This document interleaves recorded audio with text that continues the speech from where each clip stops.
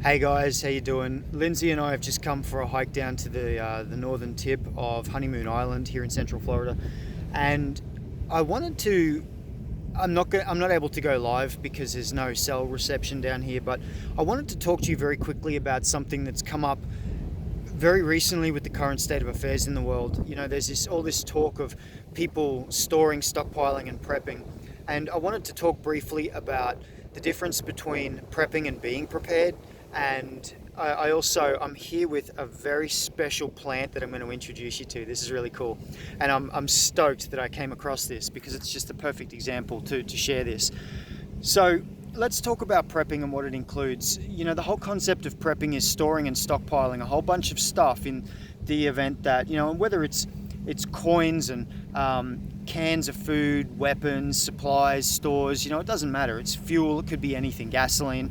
It's putting away a whole bunch of stuff with the idea that at some point something's going to happen and you're going to need it, right?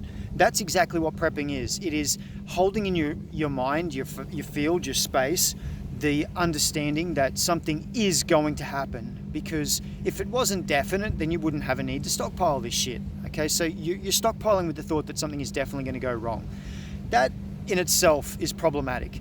The other problem that I have with prepping is, well, couple of things. One, no matter what you've got, there's always someone that's better than you that's able to take it. So, and there's always someone that's more desperate than you that's going to take it. Look at the shelves of the supermarkets right now.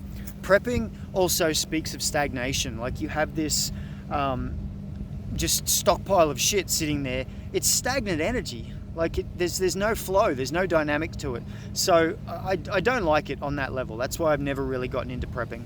Being prepared, on the other hand, says I am going to give myself the best possible scenario of being able to survive whatever comes up by thinking ahead. You know, it's a little bit different.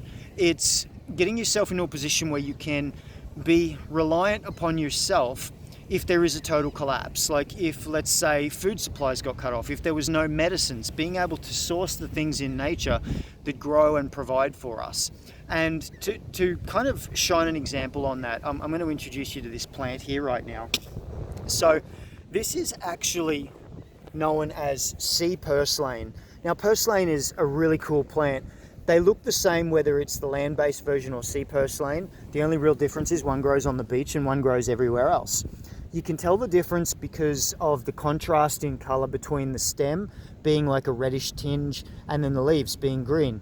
Now, what makes this particular plant, which is edible in its raw state, you could pick the leaves and eat it straight away, or you can cook them in like a pot like you would with spinach, full of vitamins and minerals. The thing that makes this stand out as different to other toxic varieties of plants that are very similar, that grow in a similar way, is a couple of things. One, there's no serrations on the leaf, right? The leaf is completely smooth around the outside.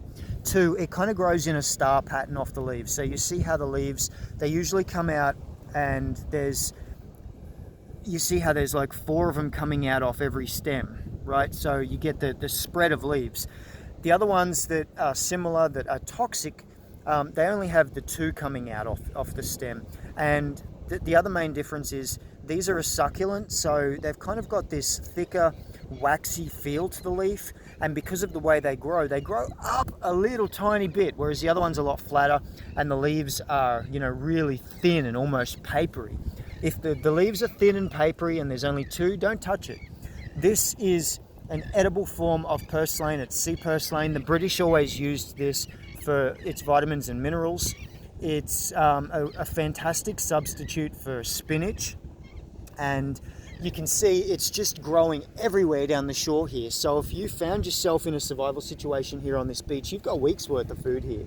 Like, it's growing everywhere in the dunes. So that's something that I just wanted to share with you as an example of how easy it is to be prepared rather than pouring your energy into a dead end such as prepping, right? And I hope you can see the benefits in that, because this is something that potentially, if food sources were to get cut off, you have the ability to just, you know, head down to the beach, grab a whole bunch, take it home, and then you can feed yourself, right? It just pays to get educated. It pays to be prepared without going into the route of being a prepper. Just putting that out there. Have a good day.